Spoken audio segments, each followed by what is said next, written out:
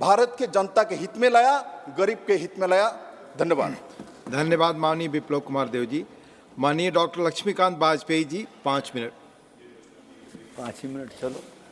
माननीय सभापति जी, महात्मा गांधी और सरदार पटेल की धरती से आए हुए आदरणीय प्रधानमंत्री जी ने गुलामी के एक और प्रतीक को इस अमृत काल में समाप्त करने का काम किया है। वर्ष 2019 में उन्होंने एक प्रण किया था कि गुलामी के प्रतीक एक एक करके सब हटाए जाएंगे।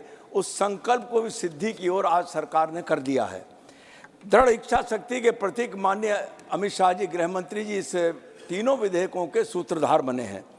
भारत की न्याय प्रणाली में क्रांतिकारी सुधार करने का काम इस सरकार के द्वारा किया गया है। आईपीसी में 163 साल के बाद, सीआरपीसी में 125 साल के बाद और एविडेंस एक्ट में 151 साल के बाद सुधार किया गया है। ये दंड देने के लिए नहीं, न्याय देने के लिए ये कानून लाया गया है, ऐसा सरकार की मंशा है। संगठित अपराधों को इसमें शामिल किया गया है।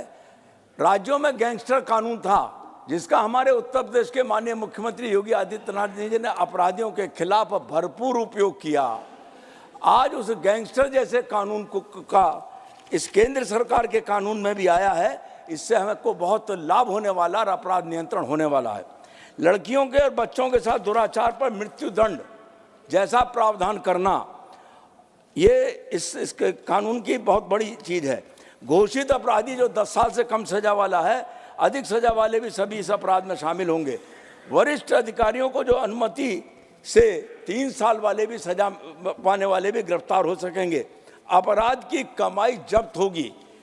देश में कहीं भी एफआईआर कराओ कि सुविधा प्राप्त हुई है, 7 साल से कम अपराध वालों की जांच होगी और हर हालत में टाइम बाउंड दिया है। 3 साल के भीतर केस का फैसला करना पड़ेगा। 90 दिन में चार्जशीट दाखिल करनी पड़ेगी और 120 दिन में चार्ज फ्रेम करने पड़ेंगे। ये सब ना, और वो जो एक फिल्म का डायलॉग था कि तारीख पर तारीख, तारीख पर तारीख, उसको भी समाप्त करने का सरकार ने किया। केवल बचाव पक्ष 2 तारीखें ले सकेगा, इसके बाद वो अधिक तारीख लेने के लिए नहीं होगा। इलेक्ट्रॉनिक और डिजिटल रिकॉर्ड को साक्ष्य कानूनी मान्यता, email, server log, smartphone, laptop, ये लोकेशन के साक्ष्यों को भी उन्होंने माना है। जीवन साथी के विरुद्ध आपराधिक कार्रवाई में सक्षम गवाह, पति पत्नी भी को शामिल किया है। पहले 167 धारा, अब 170 धारा। एफआईआर से केस डायरी, चार्जशीट, जजमेंट को डिजिटलाइज करने का काम इस सरकार ने निर्णय किया है और सर्च और जब्ती की कार्रवाई में वीडियोग्राफी कराने की बात कही है।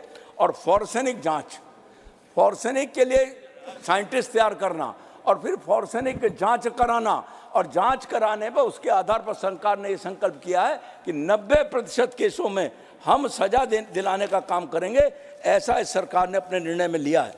मान्यवर, 7 वर्ष से अधिक सजा वाले जो क्राइम प्रकरण हैं उसमें फॉरेंसिक टीम क्राइम सीन तक भी दोहराने के काम करेगी। और सबसे बड़ा काम किया सरकार ने समरी ट्रायल का।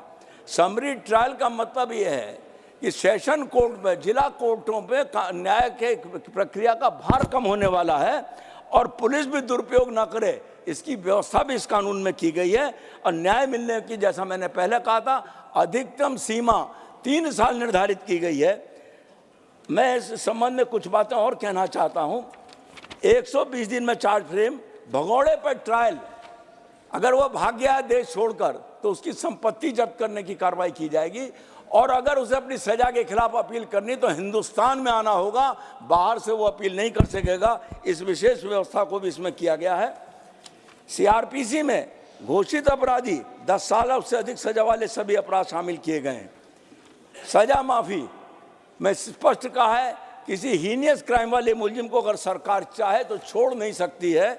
अगर उसको फांसी है तो ज्यादा आजीवन कारावास में, आजीवन कारावास है तो 7 साल की सजा, और 7 साल की सजा है तो 3 साल की सजा सरकार कर सकती है।